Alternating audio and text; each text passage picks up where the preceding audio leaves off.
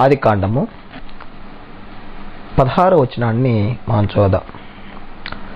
ఇక్కడ దేవుడు హవ్వను శపిస్తున్నాడు.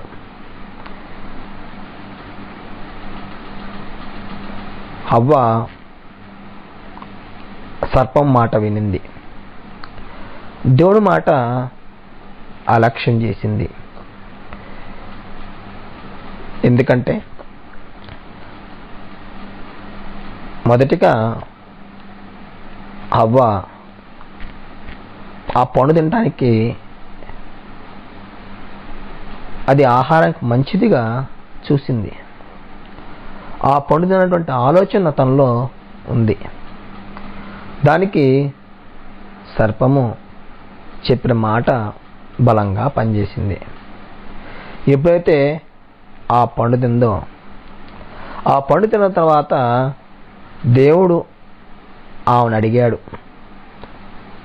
అప్పుడు అవ్వ చెప్పిన మాట ఏంటంటే 11వ వచనం మనం చూస్తే 3వ అధ్యాయం 13వ వచనంలో, అప్పుడు దేవుడు యెహోవా స్త్రీతో, నీవు చేసిన ఏమిటని అడుగ్గా, స్త్రీ సర్పమును మోసపుచ్చి నన్ను తింటినన్ను.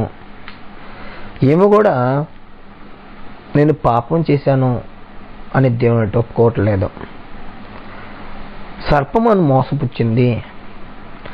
మరి దేవుడు చెప్పిన మాట నువ్వు అంగీకరించావు కదా, దాన్ని విశ్వసించావు కదా, దాన్ని మనసులో ఉంచుకోవాలి కదా, కానీ సర్పాని మాటకు నువ్వు లోబడ్డావు కదా అనేది మనం ఆలోచించగలగాలి.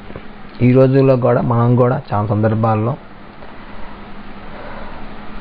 ఎదుటి వ్యక్తి మీద మనం చేసిన పాపాన్ని వేస్తాం. నేను చేసిన పాపానికి కారణం అతడే, అతని వల్ల నేను చేసా, లేకపోతే నేను చేసేవాడిని కాదు అంటాం. అది ఎంత మాత్రం మంచి స్వభావం కాదు. అవ్వ కూడా అలా చేసింది, ఆదాము కూడా అలా చేశాడు. ఆదాము ఇంకా కొద్దిగా ముందుకెళ్ళి నీవిచ్చిన స్త్రీయే వల్ల నేను ఈ పని చేశానని చెప్పి అన్నాడు. కాబట్టి దేవుడు హవ్వను శపించటం అనే విషయంలో మొదటిగా ఆయన స్త్రీతో, నీ ప్రయాసమును నీ గర్భవేదనను నేను మిక్కిలి హెచ్చించదును. కాబట్టి స్త్రీకి ప్రయాసం ఉంటుంది, 1. 2 గర్భవేదన ఉంటుంది, దాన్ని మిక్కిలి హెచ్చిస్తాను అని చెప్పాడు. కాబట్టి ఆ గర్భవేదన ఎక్కువగా ఉంటుంది అనే విషయాన్ని దేవుడు చెబుతున్నాడు. 3 వేదనతో పిల్లలు కందవు. అంటే సులువుగా పిల్లలకి అనే పరిస్థితి ఉండదు. వేదన, బాధ, నొప్పి, అలాగా స్త్రీలు పిల్లలను కంటున్నారు. ఈరోజు అవ్వ చేసినటువంటి పాపానిక ఫలితమే ఈరోజు తల్లులు వేదనకరమైనటువంటి స్థితిలో పిల్లలను కనటానికి కారణము. నీ భర్త వల్ల నీకు వాంఛ కలుగును. లైంగిక సంతృప్తి కోసం వాంఛ కలిగిద్దని చెప్పి దేవుడు తెలియజేశాడు. అతడు నిన్ను ఏలుతాడు. కానీ దేవుడు స్త్రీని పురుషుని సమానంగా సృష్టించాడు. వాళ్ళు ఏ విధమైన లోపం లేదు, ఏ విధమైనటువంటి భేద అభిప్రాయాలు లేవు. కానీ ఒక్క విషయంలో తప్ప, అంటే శరీర ఆకృతి విషయము, లింగ భేదం తప్ప వారు ఇద్దరు కూడా దేవుని దృష్టిలో దేవుని కుమారులు, దేవుని కుమార్తెలై ఉన్నారు. వారికి ఇచ్చే బహుమానం కూడా ఇద్దరికి ఒకటే. కానీ ఎప్పుడైతే హవ్వ పాపం చేసిందో అప్పుడు దేవుడు ఆదామును ఏలికగా పెట్టాడు.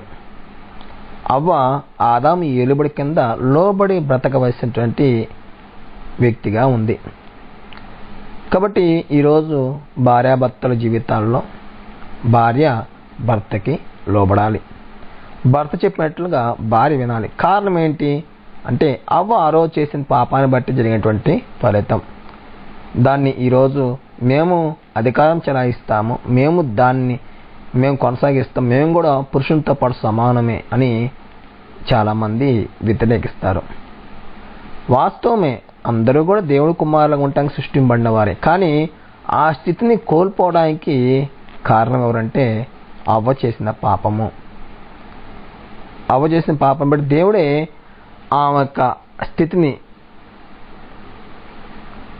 భర్త ఏలుబడి కింద జీవించేట్లుగా ఏర్పాటు చేశాడు. భర్త చెప్పినట్లుగా భార్య వినాల్సిందే, అనగా పాపము చేసే విషయంలో కాదు, దేవుడిని నుంచి దూరంగా జీవించే పరిస్థితిని బట్టి కాదు, ఇంట్లో కుటుంబ గృహ వాతావరణ విషయంలో, గృహ పరిపాలన విషయంలో భార్య మాట భర్త తీసుకోవాలి, భర్త మాట భార్య తీసుకొని ఒకరినొకరు మంచి అభిప్రాయంతో బ్రతకాలి. కానీ ఇక్కడ భర్త కుటుంబాన్ని ఏలుతాడు, కుటుంబాన్ని నడిపిస్తాడు, కుటుంబ పరిస్థితులన్నింటినీ కూడా చక్కబెట్టేట్టుగా భర్తకి అధికారము ఇవ్వబడింది. ఇక్కడ దేవుడు హవ్వను శపించాడు. ప్రయాసము ఒకటి, గర్భవేదంతో ఒకటి, వేదనకరంగా పిల్లలను కంటావని తెలియజేయడం జరిగింది. అలాగే నీ భర్త ఎలా వాంఛ కలిగిద్దని చెప్పాడు. అతడు నిన్ను ఏలును, భర్త నిన్ను ఏలుతాడు అనే విషయాన్ని ఇక్కడ చెప్పడం జరిగింది. 5 విషయాలను దేవుడు హవ్వ విషయంలో చెప్పడము జరిగింది.